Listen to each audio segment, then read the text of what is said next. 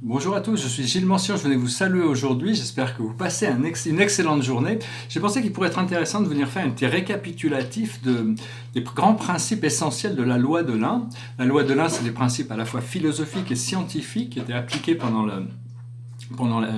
l'âge d'or d'Atlantis et qui permettaient aux êtres de pouvoir, qui permettaient de vivre librement. Hein. C'est des choses qui doivent revenir dans notre conscience pour être intégrées et adaptées. Alors il y a énormément de principes, je vais juste en parler de certains de ces principes, j'espère que c'est juste pour une sorte de récapitulatif.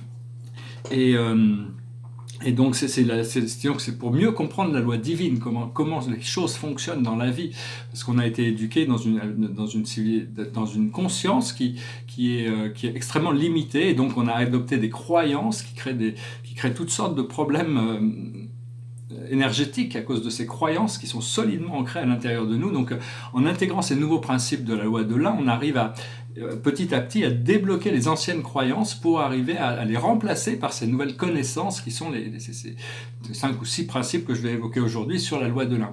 Alors le premier principe, c'est le principe de l'inclusion.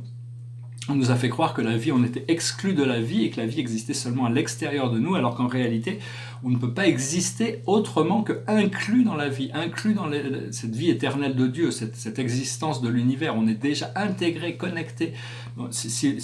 Et ce premier principe nous dit que si on n'était pas infiniment aimé de Dieu, de la source, on ne pourrait pas exister. Dieu est on est complètement dans le système de l'inclusion, c'est-à-dire que tout ce que l'on voit, tout ce que l'on vit, tout ce que l'on connaît fait partie de nous aussi. La réalité quantique nous explique que c'est nous-mêmes qui choisissons notre réalité. C'est en déterminant ce que l'on choisit de croire que la réalité se détermine par rapport à ça, sachant que la loi de la vie ne fait pas de discrimination. Quelles que soient nos croyances, elle va confirmer qu'on a raison de croire ce que l'on croit.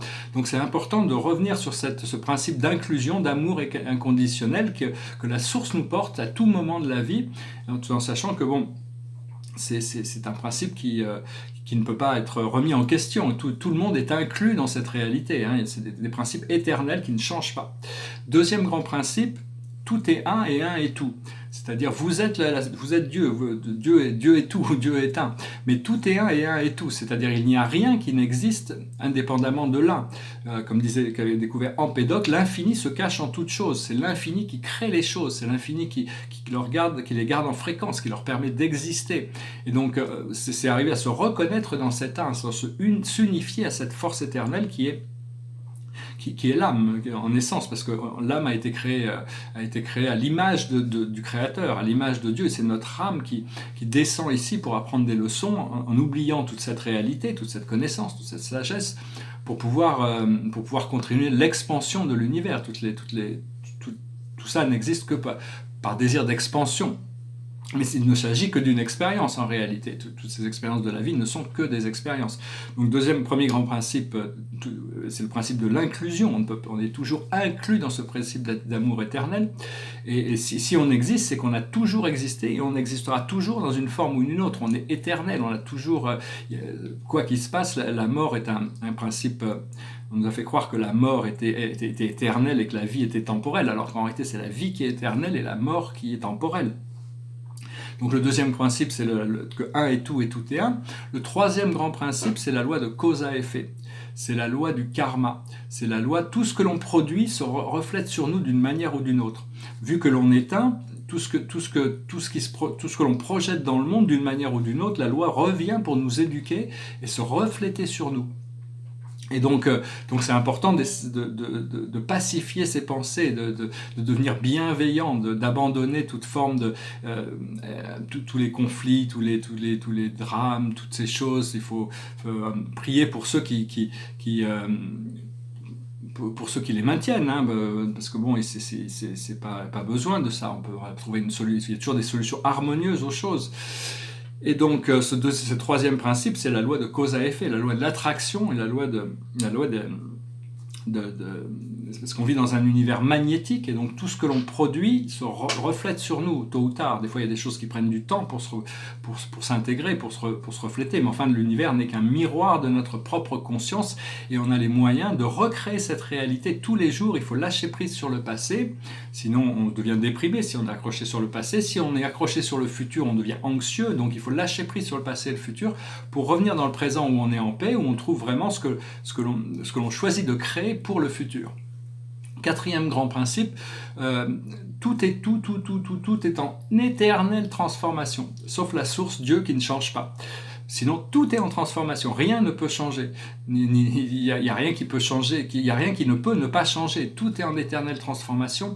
Et en réalité, ces transformations sont beaucoup plus rapides que ce que l'on pense. Il y a tout un procédé de désintégration et de manifestation, bien au-delà du mur de Planck qu'on imagine, mais la vie va beaucoup plus vite que ce que l'on pense en réalité, et donc tout est en éternel changement. C'était Héraclite qui voyait la vie comme un fleuve, c'est-à-dire on ne peut pas rentrer deux fois dans le même fleuve, l'eau a changé, le fleuve garde son identité, mais les choses ont changé, les choses changent éternellement. Donc la seule chose que, en lâchant prise sur les choses et en restant dans le présent, quand on se tourne vers cette guidance intérieure, on peut recevoir les informations nécessaires pour avoir la connaissance qui nous permet de vivre consciemment dans chaque moment présent, et d'avoir un sens sur l'origine et la destinée des choses, savoir où est-ce qu'on se positionne par rapport à ça. Quatrième grand principe éternel. Un cinquième principe que je voudrais évoquer aussi, c'est que la liberté se trouve sur le plan horizontal de la conscience. On vit ici sur Terre sur un plan vertical, pardon. On vit sur un plan horizontal du temps et de l'espace. Je dis le temps et l'espace d'un point de vue paradisiaque n'existent pas, mais en réalité ils existent. C'est juste pour Dieu. Dieu ne voit que les personnalités et leur évolution. Mais en réalité le temps et l'espace, c'est des choses quand même qui sont assez réelles. L'espace, c'est le séparateur, c'est ce qui sépare le temps aussi. Le temps et l'espace sont des séparateurs qui nous séparent qui permettent l'expérience matérielle aussi. Donc il faut on va pouvoir commencer c'est arriver à toujours aligner son énergie sur le pilier central de lumière qui est connecté au centre de la planète et au grand soleil central en haut. C'est d'arriver à avoir une énergie fluide et un pilier de lumière qui nous entoure. Et à partir de là, on pourra se projeter dans l'espace-temps à différents points, des points précis qui ne seront plus limités par les barrières du temps. Et je veux aussi parler de la loi de l'amour. L'amour est un principe qui transcende le karma, c'est-à-dire quel que soit le karma, si on arrive à infuser de l'amour, le karma est obligé de disparaître. Il y a aussi la loi de la grâce qui nous permet de savoir que toutes les situations sont prises en compte d'un point de vue personnel. Il y a toujours une intelligence bienveillante et miséricordieuse qui assiste tous les procédés de toutes les âmes et dans toutes les vies et de toutes les dimensions. Voilà, j'espère que ces principes résonneront avec vous. Vous pourrez peut-être les mettre en place pour améliorer la qualité de la vie, pour prendre conscience que vous êtes un et que vous êtes le créateur de tout cet univers. À partir de là, les choses, c'est pas facile, ça prend du temps peut-être, mais bon, il n'y a pas besoin de temps en réalité. À partir du moment où on est prêt pour quelque chose, les choses doivent se manifester. Je vais tirer quelques cartes pour voir un petit peu par rapport aux anges. Alors, passé, présent, futur. Le passé, c'est la guérison. C'est-à-dire qu'on a réussi à guérir certaines choses, on a accepté la complétion des choses. Actuellement, on suit notre intuition, c'est la carte de l'intuition. Et dans le futur, ça va être la récompense.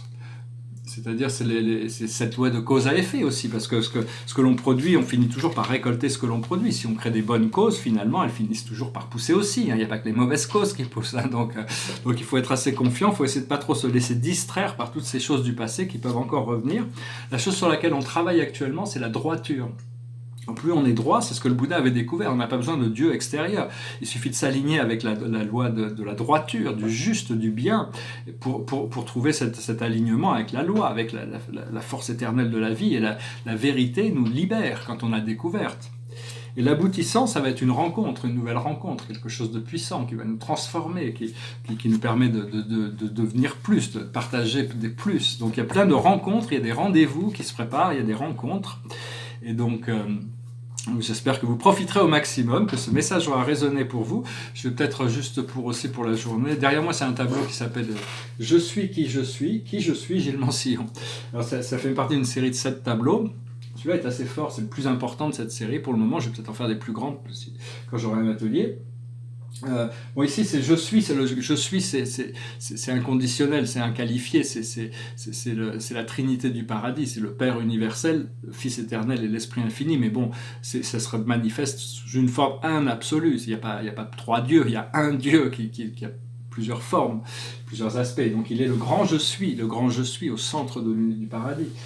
Que je suis, le Père Dieu sous la forme de cette flamme bleue, et la Mère Dieu sous la forme de l'esprit divin de notre univers, qui est cette flamme rose.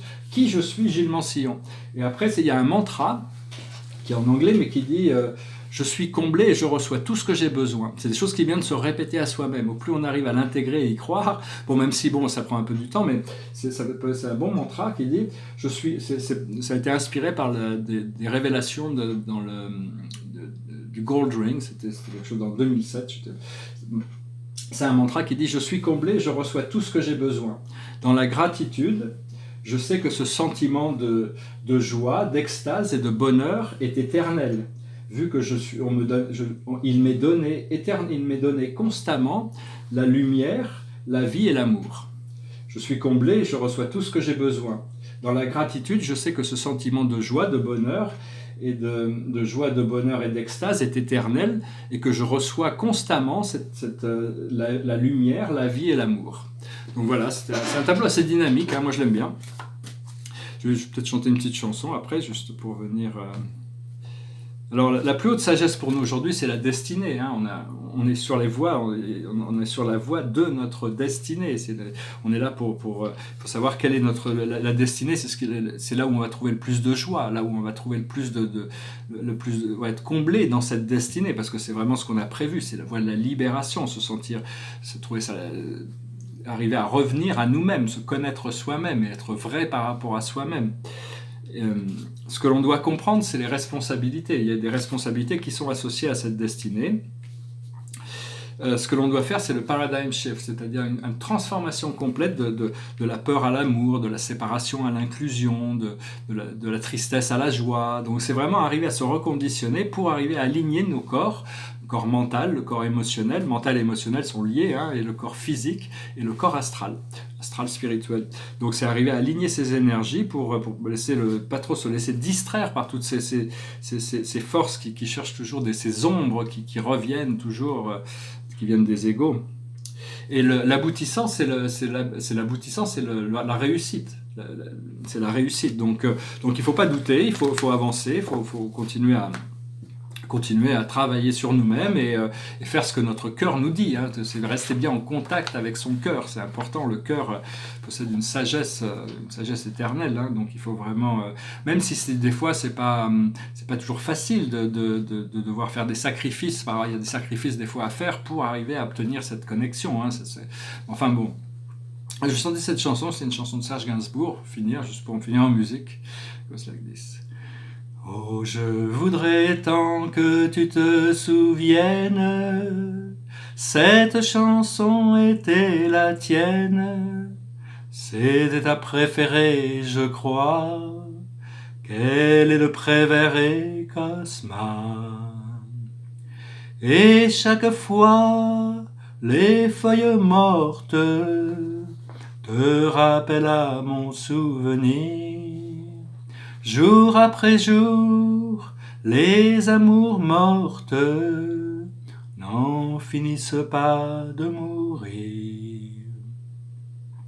Avec d'autres, bien sûr, je m'abandonne, mais leur chanson est monotone, et peu à peu je m'indiffère. À cela, il n'est rien à faire. Car chaque fois, les feuilles mortes te rappellent à mon souvenir.